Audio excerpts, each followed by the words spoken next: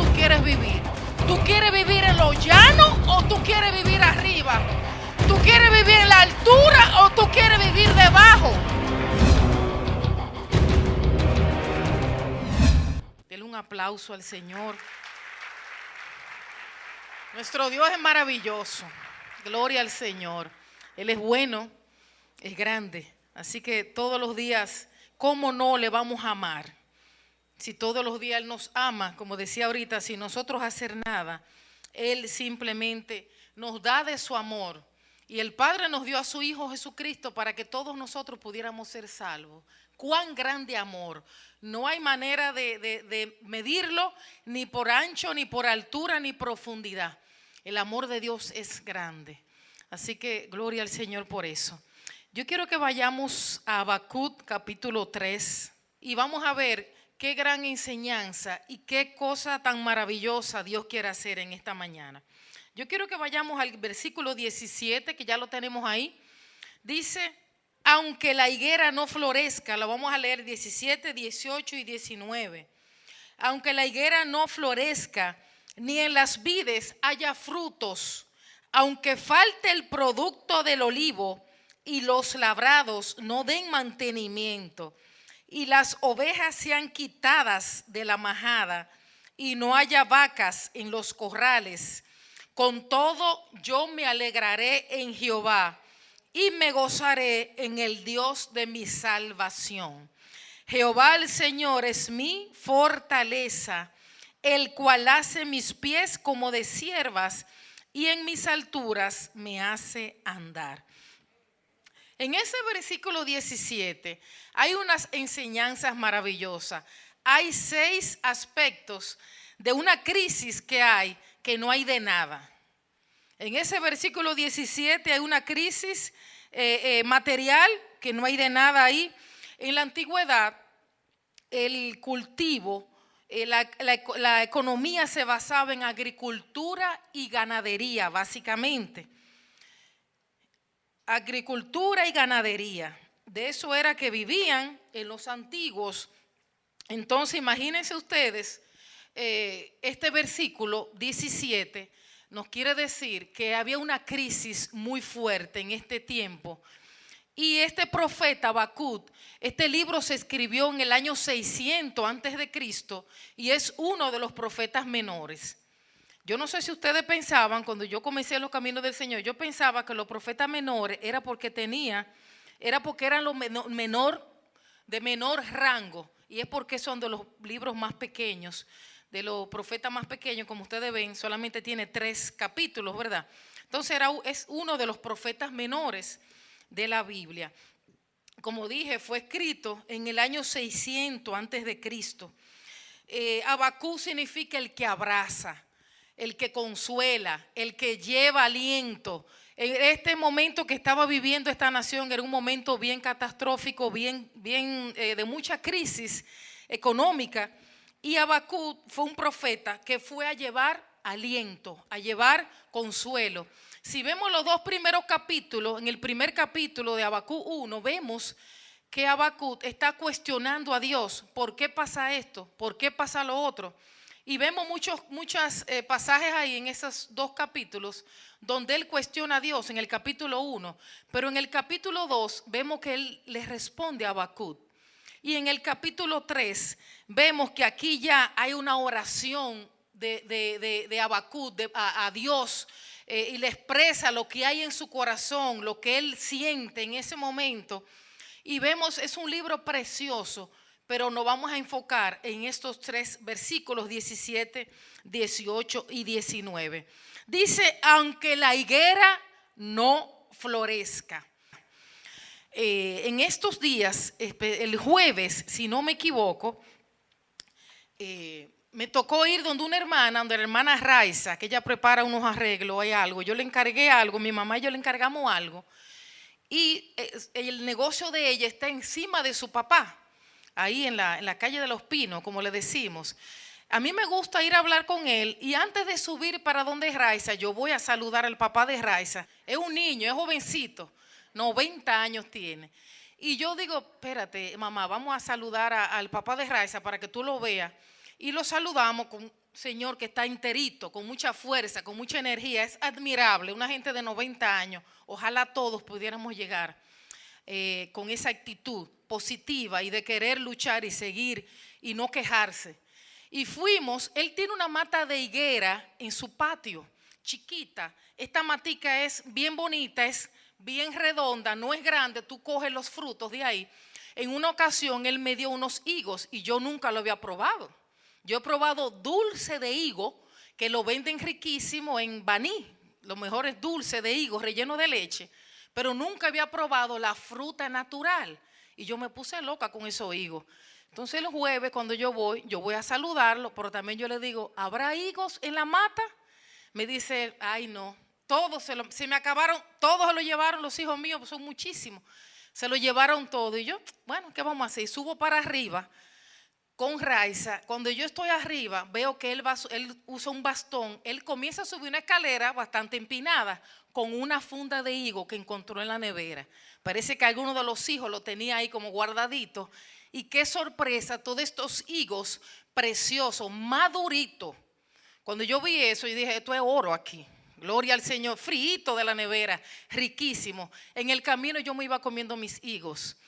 Y yo lo disfruté y lo aprecié tanto porque él hizo un esfuerzo, subí arriba con su bastón a llevarme los higos. Y eso yo lo agradecí muchísimo. Es una fruta deliciosa, es dulce, es exótica. Es una fruta que está fácilmente, no dura muchos años más. Se puede extinguir porque nadie está reproduciendo higos. Y vemos aquí en este versículo 17, dice, aunque la higuera no florezca. Si nosotros vemos esta higuera, ustedes han oído hablar de higuera en otros pasajes de la Biblia, ¿verdad? ¿Qué planta maldijo Dios y se secó? Es el único milagro que él ha hecho que no ha dado vida, sino que se murió inmediatamente ahí, esa mata de higuera, porque no daba fruto. El Señor la mandó a secar.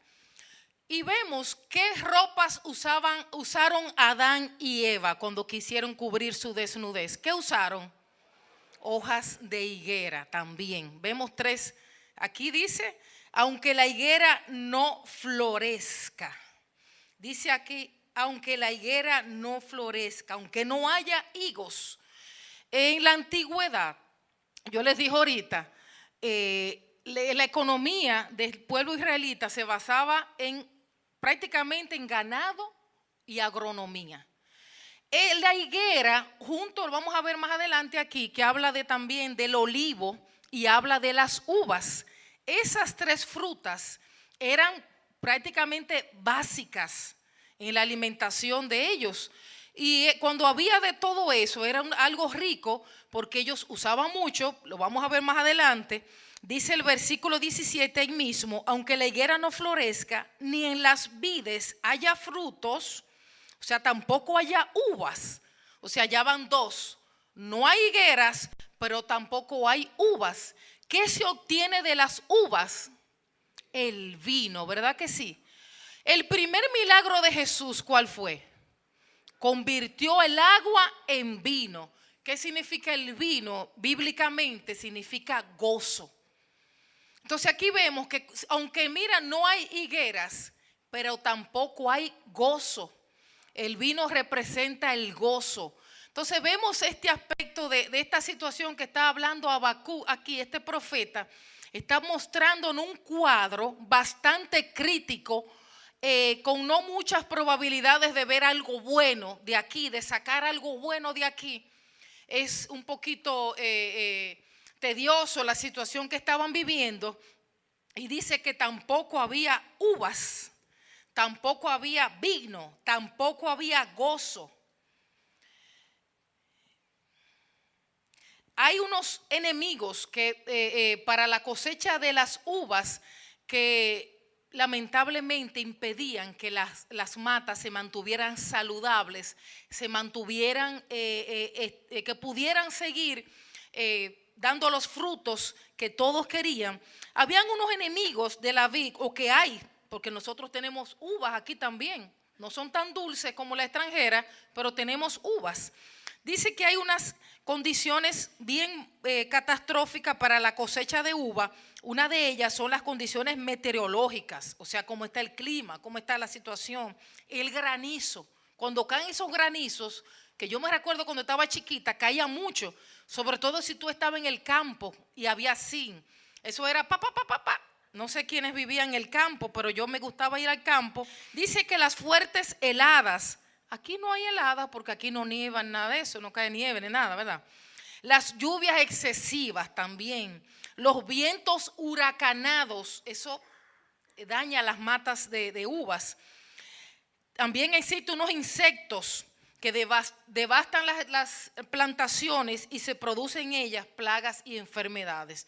Ahí vemos unas cuantas cosas que pueden impedir que las matas de uvas den los frutos.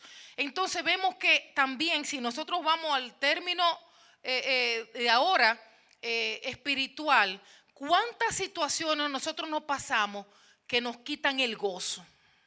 ¿Quiénes no han pasado situaciones por tu vida que te quitan el gozo?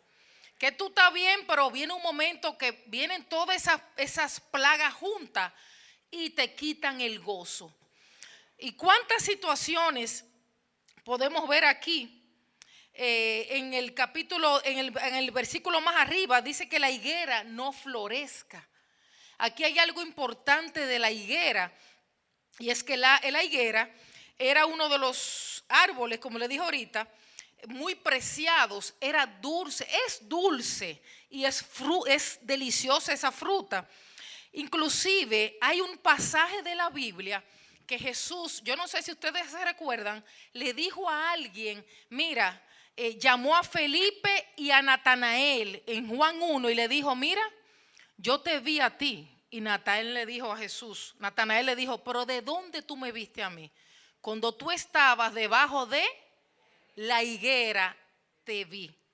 La higuera la usaban mucho para las personas, la usaban mucho como una forma de sentarse debajo de sus parras a descansar, a meditar. Y aquí vemos, no lo voy a buscar, pero sí en Juan 1:48 dice que Jesús le dijo, antes que Felipe te llamara, cuando estabas debajo de la higuera, yo te vi. La higuera la usaban mucho para sentarse porque sus hojas son bien, como que bien redonditas las matas y da una buena sombra. Y con este calor que está haciendo, qué bueno tú sentarte debajo de una higuera a tú descansar con una piña colada, ¿verdad que sí? Y vemos que en este caso era un símbolo de prosperidad y de paz también. La higuera representaba prosperidad, pero también representaba paz. Cuando una persona estaba debajo de una higuera, significa que estaba meditando, descansando y que estaba en paz. Pero aquí dice, aunque la higuera no florezca. Entonces, ¿qué quiere decir? Que aunque no haya forma de donde tú reposar, donde tú anidarte debajo de un árbol, pero también dice, ni en las vides haya frutos. Tú no tienes descanso, te pasan situaciones, pero tampoco hay gozo. Dice, ni en las vides haya fruto. Las vides son los viñedos, las plantaciones de uvas. Y dice, la número 3, aunque falte el producto del olivo. Ahí vemos la tercera fruta que era considerada una de las 3 frutas características del pueblo de Israel. Yo recuerdo cuando fuimos a Israel, todos los caminos estaban sembrados muchos olivos, muchas plantas de olivos, un verde como seco y opaco las hojas, pero mucho, como si fueran matas de guayabas. Parecía, es como una fruta silvestre allá. Entonces, el olivo también representa una de las frutas más preciadas que ellos más cultivaban porque la usaban para muchísimos usos. Si nosotros vemos el olivo, ¿qué se obtiene del olivo? El aceite de olivo, ¿verdad que sí? La aceituna se usaba para el aceite. ¿Para qué nosotros usamos el aceite aquí? Este aceite que está aquí, que nosotros tenemos aquí, es aceite de oliva. Entonces nosotros lo usamos para ungir, pero también ellos les daban muchos usos y por lo tanto era una fruta que ellos lo preciaban, lo cuidaban, lo cultivaban y trataban de reproducirla, ¿verdad que sí? La rama de olivo es símbolo de paz. Ustedes lo han visto, ¿verdad? La rama de olivo significa paz también. En la antigua Grecia y Roma se usaba como una oferta de paz a ejércitos enemigos. Cuando mostraban la rama de olivo, quiere decir, mira, estamos en paz. Ustedes están en guerra, pero nosotros estamos en paz. Entonces nosotros podemos ver estas tres frutos que menciona aquí. Y dice número 4, y los labrados no den mantenimiento. ¿Qué quiere decir eso? Que los labrados no den mantenimiento. Que no haya nada que cosechar, que no haya nada que sembrar, que no haya nada que tú puedas decir, pero vamos a hacer esto. No había nada. No había nada que pudiera sembrarse en ese momento. Y dice número 5, y dice, y las ovejas sean quitadas de la majada. ¿Qué significa la majada? Es el lugar donde duermen los pastores y las ovejas. Entonces, ¿qué quiere decir? Que no había descanso tampoco, no había ovejas. Es una situación crítica la que se estaba viviendo en este momento. Y dice por último, y no haya vacas en los corrales. Ahí fue que la gota desató, ¿verdad? Se desparramó ahí. Dice, y no haya vacas en los corrales. Entonces, ¿qué había aquí? Aquí no había nada. Porque no había ganado, no había ovejas, no había higos, no había uvas, pero tampoco había olivo. Entonces era una situación crítica. Los tres frutos característicos del pueblo de Israel, por los cuales ellos se desvelaban, sembrando, cultivando, tratando de tener siempre lo suficiente. Y dice aquí en este versículo, en un solo versículo, hay 6 aspectos de situaciones críticas por las que estaba pasando este pueblo. Cuando no hay vacas, tú no tienes queso. Los que somos que nos gustan mucho los lácteos, tú no tienes leche, tú no tienes mantequilla, tú no tienes nada, tú no tienes carne. No había nada, ¿verdad? O sea, era una situación bastante crítica. Me recuerda el capítulo 1, 21 de Job, que Job le dijo, desnudo salí del vientre de mi madre y desnudo vuelvo otra vez. Jehová quitó, Jehová dio, Jehová quitó, sea el nombre de Jehová bendito. Me imagino a Job cuando una situación así, con todo lo que él pasó y cómo él pudo expresar este versículo tan poderoso. Y si vemos, eso fue en el capítulo 1, ¿verdad? Después que perdió todo lo que él tenía y él no le importó, él dijo, está bien. Nosotros con una cosita que nos pase de esa, ya tuviéramos en un mar de lágrimas, con un cubo de agua hasta aquí de lágrimas. Y vemos todo lo que pasó Job, toda la situación, un hombre que era rico, bendecido, prosperado, con una familia preciosísima. Y él le dijo así de sencillo, el versículo 1, 21 de Job, Jehová dio, Jehová quitó, sea el nombre. ¿Lo dices tú cuando pides trabajo? Lo decimos nosotros cuando la situación financiera está hasta aquí. Lo decimos, pero después que estamos ya regando currículos por ahí y después que ya hay una señal, allí hay algo por ahí, entonces ahí tú dices, Jehová es bueno, Jehová dio, Jehová quitó, pero tú tienes una señal por ahí de que hay algo. Pero cuando el cuadro que tú estás viendo en ese momento es crítico, como ese versículo 17, que no había de nada, que no había labrados, que no había uva, que no había olivo, que no había higuera, que no había de nada, que no había vacas, que no había ganado. Es crítico, ¿verdad que sí? Es crítico la situación que se estaba viviendo en ese momento. Es crítico la situación que vivió Job. Todo lo perdió todo. Se quedó sin nada. Desnudo salí del vientre de mi madre y desnudo volveré a él otra vez. Y dice el versículo de capítulo 2, versículo 4 de Habacuc. Ahí mismo yo quiero que tú voltees para atrás. He aquí que aquel cuya alma no es recta se enorgullece, mas el justo por su fe vivirá. No por la fe del vecino, no por la fe del pastor, no por la fe del anciano, por su fe vivirá. Todos nosotros tenemos una medida de fe dada de Dios, de parte de Dios, pero es por tu fe. Mucha gente viene, oren para que yo consiga un trabajo, oren para que el Señor me haga esto, pero tú tienes fe, tú puedes orar tú tienes una medida de fe. Dice la palabra, a cada uno de nosotros se nos ha impartido una medida de fe.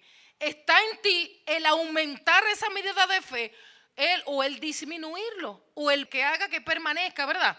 Pero muchas veces queremos usar la fe del hermano, pero tú tienes fe también. Tú puedes orar también, Dios te oye a ti también. El mismo Dios a quien yo le sirvo, el que tú estás sirviendo también. Dice, el justo por su fe vivirá.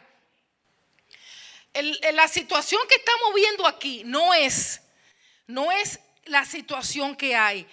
No es si tendremos momentos de dolor o no. La pregunta es, ¿qué tú estás haciendo cuando llegan esos momentos? ¿Qué tú haces cuando llegue el momento? ¿Cómo te quedas con los brazos cruzados?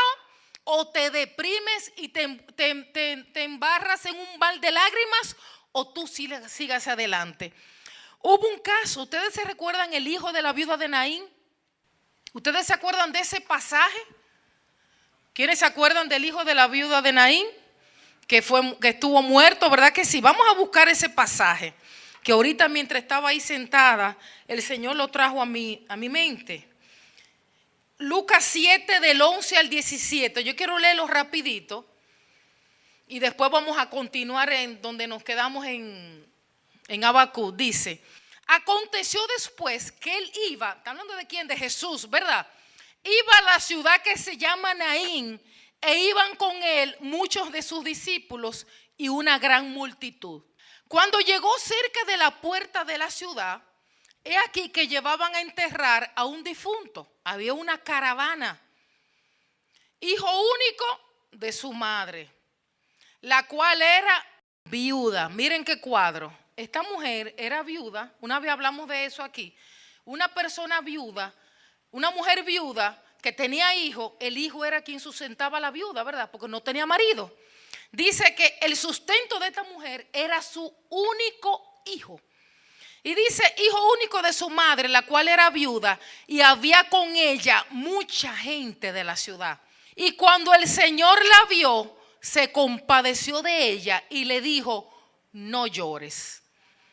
¿Cómo tú le vas a decir a una viuda que se le acaba de morir su único hijo, que sabe que ese es el sustento de su casa, que ahora fácilmente ya se va a morir de hambre porque no tiene a nadie que le ayude? Ese era su sustento. Y cómo Jesús viene y le dice, mira a ti, viuda, con los lagrimones, con un flu negro de arriba abajo, con un manto o algo aquí arriba, y todo el gentío detrás de esa señora, con una caravana de gente detrás de ella, a enterrar a su hijo. Y Jesús se queda viéndola, se compadece de ella y le dijo, no llores. ¿Cómo tú le vas a decir a una viuda que se le acaba de morir su hijo, que es lo único que tiene? ¿Cómo tú le vas a decir no llores? No tiene lógica. Y acercándose, tocó el féretro y los que lo llevaban se detuvieron. Yo me imagino que los que llevaban el féretro agarrado sintieron un poder que salía de él. Dice que ellos se detuvieron. Jesús no le dijo párense. Ellos se detuvieron porque ellos vieron un poder milagroso que había ahí operando en ese momento. Y dijo, joven. Dirán esta gente, pero ¿cómo? Pero es que está muerto ya. A ti te digo, levántate. A ti te digo, levántate. Cuando la situación en tu casa esté como ese joven que está muerto, porque estaba muerto, no había vida ahí. En Habacuc 3 vimos 6 aspectos de crisis que no había vida, ni había ganado, ni había no había cultivo, no había nada, no había comida. Era una situación crítica que estaba pasando en ese momento cuando el profeta Habacuc. Y vemos, ahorita vamos a ver lo que pasa. Entonces, ¿qué pasó con el joven? Dice que se incorporó el que había muerto. ¿Cómo se levantó este muchacho que estaba muerto? Y comenzó a hablar. Yo me imagino la gente que estaba tocando ese muchacho en ese momento, que estaba llevando esa caja, se irían para atrás. Yo me imagino el poder que había ahí. Y dice que comenzó a hablar y lo dio a su madre. Miren qué milagro. Jesús estaba pasando por ahí por casualidad. Él no estaba contemplado en su agenda el encontrarse con esta caravana. Aquí vemos una caravana de la vida y una caravana de la muerte. Cuando Jesús se encuentra con algo que está muerto, con algo que no tiene vida, con algo que ya no hay nada que hacer, tiene que impartir vida necesariamente donde Él está. Todo lo que Él toque tiene que revivir. Los huesos secos vuelven a tomar vida. Lo que estaba muerto vive. Y dice que el muchacho no es que a rato que comenzó a hablar, no es que dice que empezó a hablar inmediatamente. O sea, este muchacho cuando vio esto dirá, ¿y qué? ¿Dónde que yo estoy? ¿Pero y dónde que yo estoy? ¿Y qué tú este gentío? Tú este lío de gente aquí y Jesús aquí. Yo me imagino toda esa gente que estaba ahí, si no creía en Jesús, estaban de rodillas, dándole la gloria y la honra al Señor cuando vieron ese milagro poderoso. Y dice aquí, y todos tuvieron miedo y glorificaban a Dios diciendo, un gran profeta se ha levantado entre nosotros y Dios ha visitado a su pueblo. Dios quiere visitar a su pueblo. Dios te quiere visitar a ti. Si tu casa está destruida, si tu hogar está marchitado, si tu hogar está como ese féretro de ese muchacho que no tiene vida, o si tu hogar está como está esta situación de Habacuc 3:17, que no hay nada, no hay un pronóstico bueno por ningún lado, que tú dices, pero aquí quizá, o por aquí, no hay nada bueno. Todo lo que se ve ahí es negativo. Pero dice, y se extendió la fama de él por toda Judea y por toda la región de alrededor. O sea, donde Jesús iba, impartía vida, impartía salvación, impartía sanidad y levantaba todo lo que estaba muerto. Ese es Jesús que yo creo. Y a ese Jesús yo le sirvo. Si tú le sirves, di amén. Si tú crees que Jesús es poderoso, dale un aplauso al Señor. Ahora yo quiero que vayamos de nuevo a Habacuc 3, capítulo 18. 3:18 dice, con todo, yo me alegraré en Jehová. ¿Se recuerda del pasaje de Job? Jehová dio, Jehová quitó, yo vine desnudo, sea el nombre de Jehová bendito. Y miren lo que dice Habacuc, con todo, está bien, yo estoy viendo este cuadro horrible, aquí no hay nada, pero ustedes saben qué, con toda esa situación que está pasando ahí, yo no me voy a entristecer, yo no voy a llorar, yo no me voy a deprimir, dice aquí, al contrario. Yo me alegraré en Jehová y no solamente me alegraré, porque la alegría para mí es un gozo pasajero, efímero. tú puedes estar alegre. Cuando una persona en el mundo que toman whisky, que toman alcohol, que toman bebidas, uno le dice, esa persona está alegre porque está tomando un trago, ¿verdad? Y gente que nunca se ríen, cuando tienen un traguito, se ponen alegres. Pero aquí dice, no solamente yo me alegraré en Jehová, y me gozaré en el Dios de mi salvación. No solamente yo estoy alegre, riéndome, sino que yo estoy gozosa. Porque yo me gozo en el Dios de mi salvación. No importa la situación, dice él. ¿Está bien? Con todo eso que está ahí, es para tú tirarte en una cama y durar un mes trancado y no salir más. Con todo lo que le pasó a Job, era para él estar tirado en una cama, no querer ver a nadie y no le mencionen la palabra a Dios. ¿Verdad? Pero dice aquí que Habacuc no se tiró en ninguna cama ni le dio mente a ninguno de los problemas, sino que su gozo estaba puesto en el Dios que te salva a ti y que me salva a mí también. El versículo 20 es lo mejor, versículo 19, perdón. Dice, Jehová el Señor es mi, yo quiero que tú le digas que está a tu lado, Jehová el Señor es mi fortaleza. La fortaleza tuya no es que tú tienes unos hijos profesionales, que tú sabes que si tú te retiras, están ahí y te van a dar. La fortaleza de esa mujer, la viuda de Naín, era su hijo, era lo único que tenía y lo perdió. Pero cuando ya tus límites y tus fuerzas terminan, ¿qué va a quedar? Cuando ya tus recursos se agotan, ¿qué va a quedar? Cuando ya no hay nada en el banco, ¿qué tú vas a hacer? Dice Jehová el Señor es mi fortaleza. No es tu capacidad, no es tu experiencia tampoco. No son tus logros, no son tus méritos, no es el carguito del trabajo. Ahorita te hacen papa y ya, y ponen a otro. Ahora están buscando gente joven, ¿verdad? O sea, no te aferres a nada. No te aferres a nada porque todo lo que está aquí en la tierra pasa. Pero dice un versículo, todo pasa, pero su palabra nunca va a pasar. Todo lo que está aquí terrenal se va. Tú y yo nos vamos. Todas tus posesiones se quedan. Pero dice aquí, el cual hace mis pies como de siervas y en mis alturas me hace andar.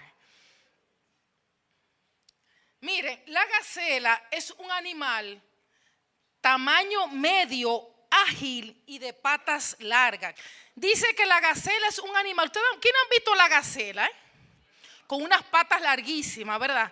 Elegante, preciosa. Dice aquí, de patas largas. Puede alcanzar velocidades de 62 millas por hora. 100 kilómetros por hora. Puede correr una gacela por un periodo prolongado. Wow, miren lo que dice aquí. Da a mis pies, si lo vemos, ese mismo versículo, en la nueva versión internacional quiere decir, da a mis pies la ligereza de una gacela. O sea, el Señor pone en mí la ligereza de una gacela. La gacela no pesa nada. Gracias. Se apagó. La gacela no pesa nada, es ligera y el Señor la dotó con esa capacidad de ser ligera, pero ¿para qué? Para poder correr rápido, ser ágil. Es un ave ágil que corre rápido porque no pesa casi. Dice que puede sobrevivir en planos abiertos, pero debe estar atenta todo el tiempo por los depredadores que la pueden tomar. Y su única defensa, ¿saben cuál es? Correr. Correr. Porque ustedes se imaginan una gacela enfrentar a un león o a un tigre. ¿Qué ella va a hacer? Su defensa son sus patas, ¿verdad? Correr lo más que pueda para poder huir. Y dice, el cual haces mis pies como de ciervas. Y dice, y en mis alturas me hace andar. ¿Y por qué dice, y en mis alturas? No dice, en tus alturas tú me haces andar. ¿Qué quiere decir eso? Que tú eres quien decide cómo tú quieres vivir. ¿Tú quieres vivir en lo llano o tú quieres vivir arriba? ¿Tú quieres vivir en la altura o tú quieres vivir debajo? Yo no quiero vivir debajo porque aquí abajo hay demasiados problemas y demasiadas situaciones catastróficas. Yo quiero vivir arriba. ¿Qué quiere decir? Que yo tengo que tener los pies en la cabeza arriba y no pensar en nada de lo de aquí abajo. Está aquí abajo, los pies aquí abajo, pero que tu mente, tu cuerpo y tu espíritu esté allá arriba, elevado en las alturas. Dice, y en mis alturas me hace andar. Él te va a hacer andar en la altura que tú decidas andar. Si tú quieres siempre vivir en lo llano, ¿ustedes no han visto gente que siempre tiene un problema? ¿Ustedes no han visto gente que siempre tiene un problema financiero? Siempre están endeudados. Siempre tienen deuda en rojo, tarjeta de crédito en rojo. Siempre tienen problemas con la mujer o con el marido. Siempre tienen problemas con los hijos. Siempre están metidos en un chisme. ¿Ustedes no han visto eso? Porque hay gente que no sale de una. Es que tú eres quien decide en qué nivel tú vas a vivir. Eres tú que decides. Lo dice ahí. El Señor te va a hacer andar a ti, pero depende de ti en qué tú quieres vivir. Hay gente que siempre está depresiva. Hay gente que siempre está con una crisis. Y a veces uno tiene que estar medio de lejito, porque siempre viene con un problema y con una situación que tú también te contagias. Si tú duras media hora hablando, tú te contagias. Ay, ¿por qué que la situación? Mira los hijos míos ahora, mira mira el otro se está divorciando, la otra tiene problemas, la otra vive en mi casa. O sea, siempre están hablando de situaciones catastróficas. ¿Quién no ha pasado por situaciones difíciles? Levante la mano el que nunca ha pasado por nada. Nunca. ¿Verdad? Todos. ¿Verdad que sí? Todos hemos pasado, por situaciones difíciles. Pero tú no vas a vivir eternamente en una situación difícil. Todo eso va a pasar. En un momento va a pasar. Porque el Dios a quien tú le sirves y el que yo le sirvo, cuando tú estás en una situación crítica todo el tiempo, ¿qué tú le estás diciendo a la gente? Pero el Dios a quien tú le sirves no hace nada por ti. El Dios a quien tú le sirves no te oye. El Dios por quien tú vives no se compadece de ti. ¿Qué pasa ahí? ¿Qué pasa ahí? Mi Dios sí oye. Mi Dios es fuerte. Mi Dios es fiel. Mi Dios me abraza, me consuela. Como la palabra Habacuc quiere decir el que consuela, el que abraza. Pero Habacuc no se quedó todo el tiempo en esos 6 aspectos de crisis. Mire todo lo que dice él. Dice, el Señor es mi fortaleza. En medio de la debilidad, tú tienes que agarrarte del Señor. Pero ¿qué pasa? Que muchas veces, lamentablemente, buscamos al Señor cuando hay una situación crítica, cuando pierde un ser querido, cuando el marido te pone el divorcio, o cuando la esposa te pone el divorcio, o cuando te botan del trabajo. Ahí sí Dios es bueno, ahí sí Dios es misericordioso, ahí Dios es bueno para orar. Órame, ayúdame a orar, intercede por mí. ¿Y por qué tú no oras al Señor cuando tú estás en buenas? ¿Por qué tú no das gracias al Señor cuando Él te levanta? ¿Por qué tú no das gracias al Señor cuando tu matrimonio está estable? Cuando en tu casa hay pan, hay alimento. ¿Por qué tú no das gracias al Señor en todo tiempo, en toda situación? Dale gracias al Señor por toda cosa, sea buena o sea mala. Porque la mala no es eterna, es un momentico. Es un momento. Y Dios quiere mostrarte algo grande. Te quiere enseñar algo en medio de esa aflicción. No te quedes ahí nadando, ahí. Porque te vas a volver loco y no vas a ver todas las maravillas que Dios hace todos los días.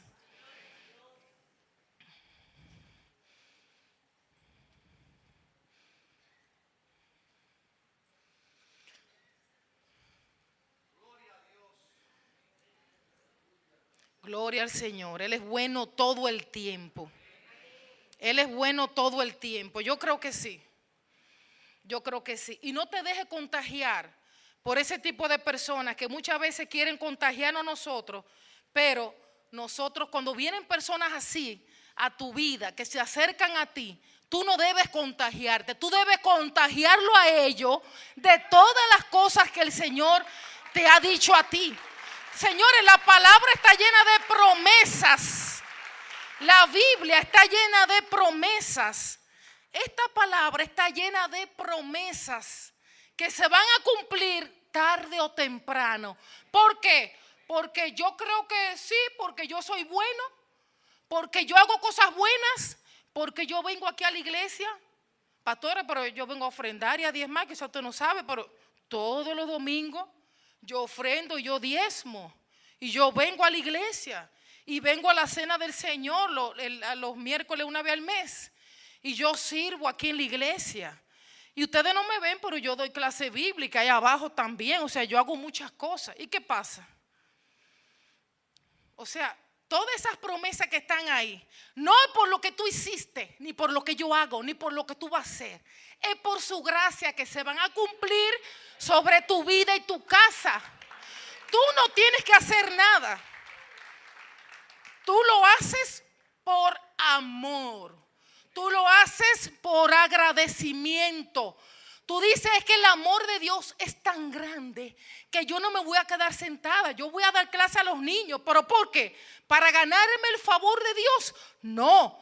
Yo lo hago porque yo estoy agradecido y quiero que esos niños que están ahí abajo recibiendo el pan material, esos sean los niños que vengan a servir aquí y que ellos mismos se impartan en otro, y cuando estén grandes esa palabra ellos la lleven a otras vidas, a su escuela, a su universidad, donde quiera que ellos se muevan. Entonces esto es por gracia. Si nos enfocamos en los problemas y en las situaciones, y tú no ves a Dios, sino que tú ves los problemas, y Dios está ahí esperándote a ti, esperando que tú te arrodilles y que te humilles.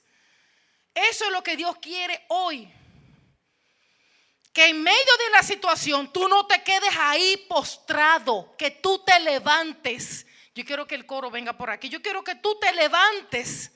Yo quiero que tú le des gracias al Señor por todas las cosas que Él ha hecho.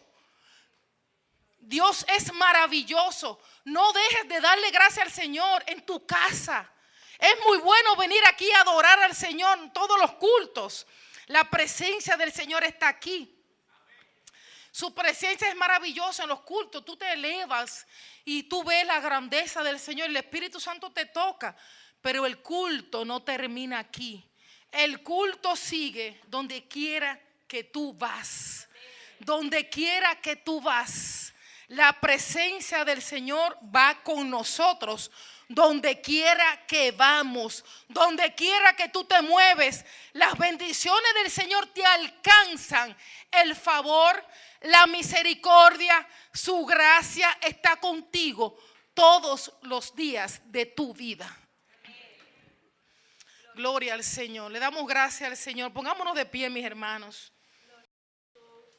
Yo le quiero dar gracias al Señor, porque verdaderamente que si no fuera por el Señor, tú y yo no estuviéramos aquí. Si no fuera por el Señor, los problemas nos hubieran ahogado. Si no fuera por su gracia y su misericordia, nosotros fuéramos más malos que los que están quizá en la cárcel. Porque ellos quizá no tuvieron a nadie que les habló de Cristo. Quizá no tuvieron a nadie que les tendió una mano. Quizá vieron un mal ejemplo en su casa. Quizá no fueron amados, fueron menospreciados, fueron humillados. Pero tú y yo hemos sido favorecidos con la misericordia de Dios. Todos los días nosotros no tenemos que dejar que venga un adorador a decir: levanta tu mano, repite conmigo, dale gracias al Señor. Pero ¿y por qué alguien tiene que decirme a mí lo que yo tengo que hacer? Si ya es que la bondad de Dios es tan grande que eso tiene que salir solito de dentro de aquí. Es que de lo que está lleno el corazón pronuncia mi boca. Si tu corazón hay gratitud, tú no puedes profesar otra cosa que no sea gratitud. Pero si en tu corazón hay otras cosas que no agradan a Dios, eso es lo que va a salir. Así que procura que tú tengas un corazón agradecido para Dios. Agradecido, que tú puedas decir: Señor, aún en medio de los problemas, nunca te voy a dar la culpa, nunca te voy a preguntar por qué hiciste eso. Pregunta: ¿qué tú quieres, Dios, con esto? ¿Por qué vino esto? Muéstrame lo que tú quieres en medio de esta situación. Pero no le digas, como decía Habacuc en el capítulo 1, ¿por qué suceden todas estas cosas? ¿Por qué pasa eso? Dale gracias al Señor. Y cuando Él ve tu corazón agradecido, entonces el Señor hace una obra maravillosa. Y tú vas a ver cosas que tú antes no habías visto. Con los ojos van a cambiar, tu corazón va a cambiar y tú vas a tener la mente de Él. Así que vamos a adorar al Señor en esta mañana.